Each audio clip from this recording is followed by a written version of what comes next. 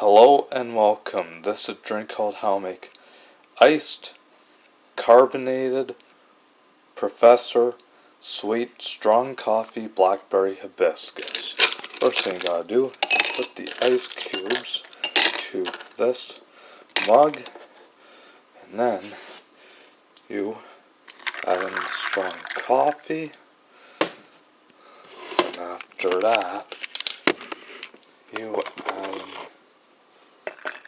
sugar, which is the cane sugar, and then add in the 2 packs of sugar. Then after that, you stir it all up.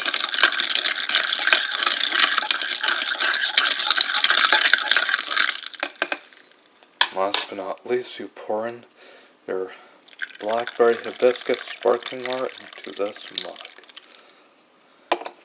And there you go, folks.